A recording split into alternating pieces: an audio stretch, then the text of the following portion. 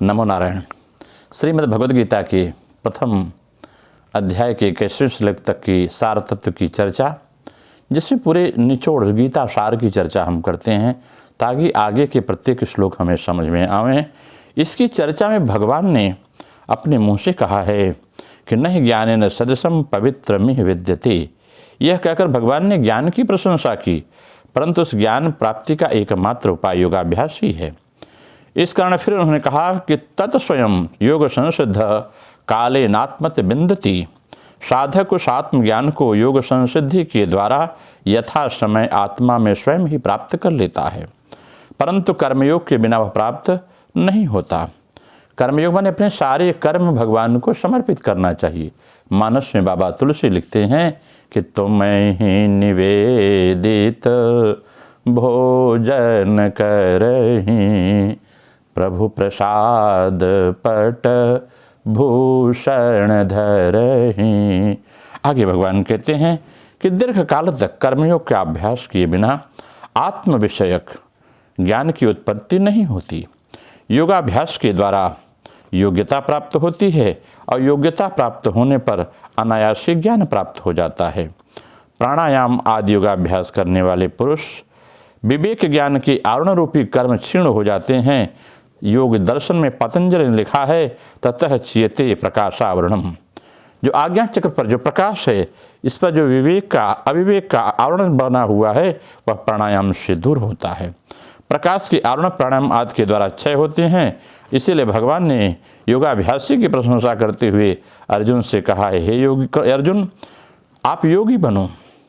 भगवान कहते हैं कि तपस्वीभ्योऽधिको योगी ज्ञानिभ्यो अपि मतोऽधिकः कर्मेभ्यश्चाधिको योगी तस्मात् योगी भवार्जुन। हे योगी, हे कृष्ण, हे अर्जुन। अर्जुन से कहते हैं भगवान, योगी तपस्वी से श्रेष्ठ है, ज्ञानियों से श्रेष्ठ है और कर्म से भी कर्म करने वालों से श्रेष्ठ है। यह मेरा मत है। इसलिए हे अर्जुन, तुम क्रियायोगी बनो। क्रियायोग ही एकमात्र कर्म है जो सैकड़ों कर्मों को हम करते हैं। अगर हम क्रियायोग को ही कर्म माने तो हम अन्य योग क्यों करते हैं, अन्य कर्म क्यों करते हैं, उनसे क्या लाभ है?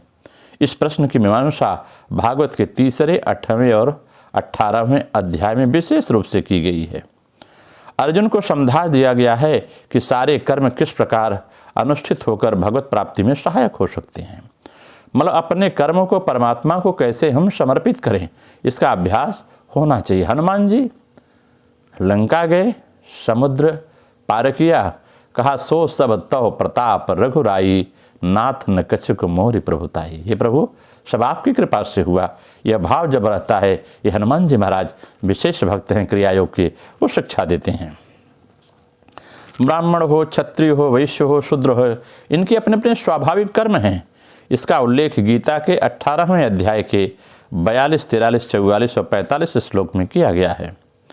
स्वाभाविक कर्म को करने का अधिकार ब्राह्मण आदि समस्त वर्ण व्यवस्था के लोगों को है और स्वाभाविक कर्म करने वालों को पाप नहीं लगता। जैसे जीव हिंसा करना ब्राह्मण के लिए पाप है, पर निषाद आदि के लिए पाप नहीं माना जाता। वो समुद्र में, जलाशयों में, नदियों में मत्स्य पालन करते हैं, मछली को मारते हैं, उन्हें उसका पाप नहीं लगता क्योंकि वे स्वाभाविक कर्म करते हैं। व्यक्ति को स्वकर्म में लगा हुआ व्यक्ति स्वकर्म में जो करता है, साधना करता है, उसे सिद्धि की योग्यता प्राप्त करता है। यह छोटी बात नहीं है। इसी कारण किसी को अपने कुल के प्रति घृणा का भाव पैदा नहीं होना चाहिए, क्योंकि स्वकुल के उचित कर्म करने से यदि ईश्वर में निष्ठा बनी रहती है तो भगवत प्रीति के लिए जो कर्म किए जाएं, मनुष्य को नरक का भय नहीं रहता। काशी में संत रविदास जी महाराज मोची का काम किया करते थे, और लेकिन भगवत पर इतने बड़े प्रेमी थे, परम भागवत कहे गए। ऐसे संत रविदास जी महाराज ने कर्मयोग की, क्रियायोग की चर्चा, क्रियायोग का अभ्यास करके समाज को दिया है। यहाँ भगवान एक बहुत बड़ी और चमत्कारपूर्ण बात कहकर जगत के सभी जीवों को वरदान दिया है। भगवान गीता में कहते हैं, यतः प्रवृत्ति भूतानाम येन सर्वमिदं ततं स्वकर्मणा तपश्चर्य सिद्धिं विन्दन्ति मानवः। जिस अंतर्यामी भगवान से प्राणियों की कर्म चेष्टा होती है तथा जो इस विश्व में व्याप्त होकर विराजमान है, सब पर मोरी बराबर दया। जो सब पर बराबर दया रखते हैं उस ईश्वर की अपने कर्मों द्वारा अर्चना कर मनुष्य सिद्धि प्राप्त कर सकता है, अर्थात उसका ज्ञान लाभ उसे मिलता है। अपने अपने कर्मों द्वारा उसकी पूजा करनी पड़ेगी जो जिस रूप में है। सेनानाई, सदन कसाई इत्यादि परम भागवत हुए। कोई भी कर्म ईश्वरार्चित, ईश्वर को अर्पण करके अगर चित्त में करते हैं तो वह निष्फल नहीं होता है या नहीं होता, और न बंधन का कारण होता है। परमेश्वर को समर्पित कर फलाशक्ति का त्याग कर जो कर्म करता है वह पुण्य पापात्मक कर्म में उसी प्रकार लिप्त नहीं होता जैसे कमल के पंखुड़ियों पर एक बूंद पानी भी टिकता नहीं है, वह जल से लिप्त नहीं होता। भगवान सर्वात्मक हैं, सब में विराजमान हैं। अतएव जो कुछ हम करना चाहते हैं उसे इस ढंग से करना चाहिए ताकि ईश्वर को अच्छा लगे। जो वेद विहित मार्ग हमें दिए गए हैं उसी अनुसार अपने जीवन के सुबह से लेकर शाम तक, जगने से लेकर सोने तक के बीच में भगवान को समर्पित करते हुए कार्य करना चाहिए। जिस कार्य को करने से भगवान प्रसन्न होते हैं, जो वेद पुराण गीता रामायण में चर्चा है, उसको करना चाहिए। ऐसा करने से सारे कर्म ब्रह्म को समर्पित हो जाते हैं। कर्तापन का अभिमान नहीं होना चाहिए। अगर कर्तापन का अभिमान हो गया तो कर्म बंधन अवश्य लग जाता है। इसलिए व्यक्ति को कभी स्वयं अभिमान नहीं करना चाहिए। अहंकार और अभिमान जब तक हृदय में भरे हैं तब तक भगवान, ये मल जब तक हैं अहंकार अभिमान के, तब तक परमात्मा का हृदय में वास नहीं हो सकता। यही कारण है कि निरहंकारी ज्ञानी भक्ति सारी वस्तुओं को भगवान का ही समझता है।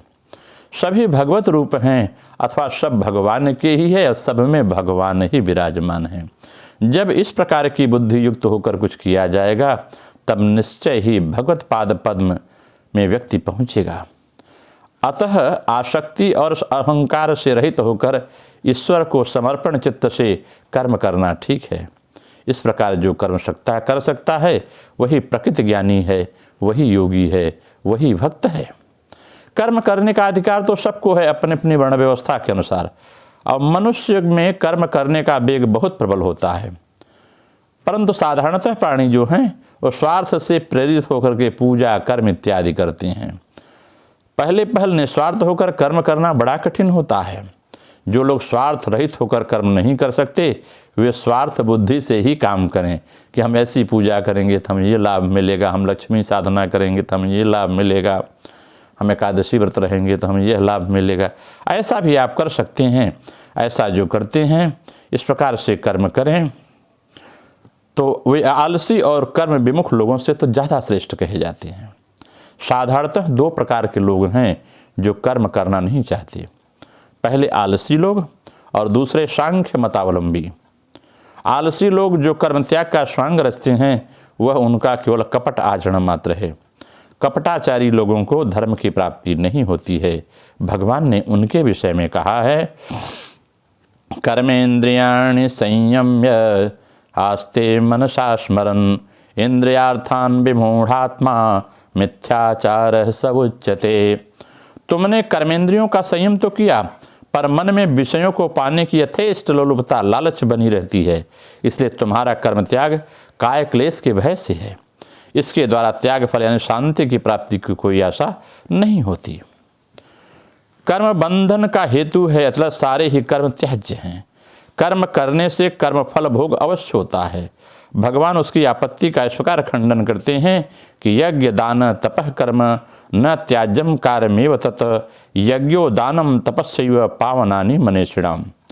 मतलब यहाँ दान यज्ञ तपस्या रूप कर्म कभी त्याज नहीं होते, बल्कि इनको करना ही कर्तव्य है, क्योंकि ये सारे कर्म विवेकी पुरुषों के चित्त को शुद्ध करते हैं।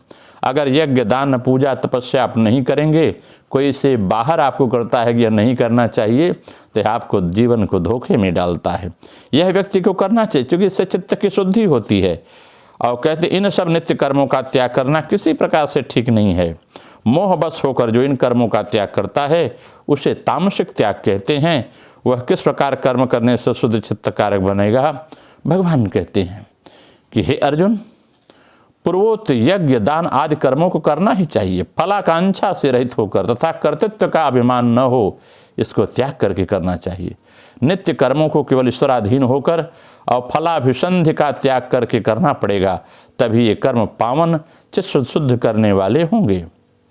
इसलिए कर्म भोग उनको करना पड़ता है जो कर्मासक्त हैं, अत्यागी हैं। परंतु जो ब्रह्मा को, भगवान को, नारायण को समर्पित चित्त से कर्म करते हैं, उन्हें कर्म का बंधन नहीं लगता। वे त्यागी हैं, क्योंकि समस्त कर्मों के अंतराल में उनको भगवत इच्छा ही देखती है। भगवान की इच्छा से ही सारा कार्य होता है, स्वयं वो आगे नहीं आते। तो सर्वयज्ञ हवे विष्णु, विष्णु प्रत्यर्थ कर्म करने पर कर्म बंधन नहीं होता। जब कर्म का एक बारगी त्याग नहीं हो सकता, तो विष्णु को समर्पित करके ही कर्म करना चाहिए, इससे कर्म बंधन नहीं होगा। इस प्रकार निष्कर्म भाव से कर्म करने के फलस्वरूप अनायास ही ज्ञान की प्राप्ति होगी और ज्ञान से मोक्ष की प्राप्ति होगी। आगे की चर्चा कल की कथा में हम करेंगे। नमो नारायण। राधे राधे।